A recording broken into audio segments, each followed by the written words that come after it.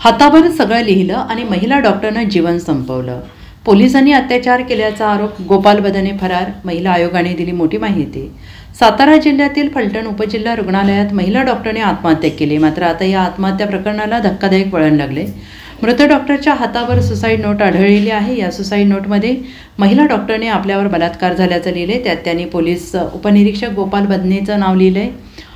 Police उपनिरीक्षक गोपाल बदनेनं 4 वेळा बलात्कार केल्याचं सुसाईड नोटमध्ये लिहिलं गेलं आहे. तसेच आरोपी प्रशांत बनकर याने मानसिक त्रास दिल्याचं सुसाईड नोटमध्ये लिहिलेलं आहे. काही महिन्यांपासून त्या पोलीस आणि आरोग्य विभागात वादात अडकल्या होत्या आणि अशी माहिती समोर येते. वैद्यकीय तपासणी संदर्भात पोलिसांशी वादानंतर त्यांची चौकशी सुरू होती असं समजतंय. मात्र डॉक्टरच्या मृतदेहाच्या हातावर थेट सुसाईड नोट आढळलेली आहे. त्यात त्यांनी पोलिसांनीच बलात्कार केल्याचं नमूद करत आत्महत्या केल्याचं म्हटलेलं आहे.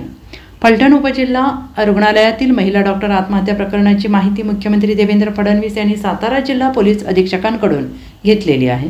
त्यांनी संबंधित पोलीस अधिकाऱ्याला तात्काळ निलंबित करण्याचे आदेश दिलेले असून आरोपींवर कठोर कारवाई करण्याचे निर्देश देण्यात आलेले आहेत. आणि यानंतर पोलिसांकडून गोपाल बदनेचं तात्काळ निलंबन करण्यात आलेलं आहे. सातारा पोलीस अधीक्षक तुषार जोशी यांनी म्हटले की आम्ही या प्रकरणात गुन्हा दाखल केलेला आहे. एका आरोपीचं नाव PSI गोपाल बदने आहे आणि तो फलटण ग्रामीण पोलीस स्टेशनचा आहे.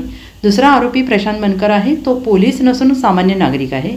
या प्रकरणात आम्ही गोपाल बदने याला निलंबित करत आहोत अशी माहिती तुषार जोशी यांनी दिलेली आहे. Bureau report SBN Marathi, Satara.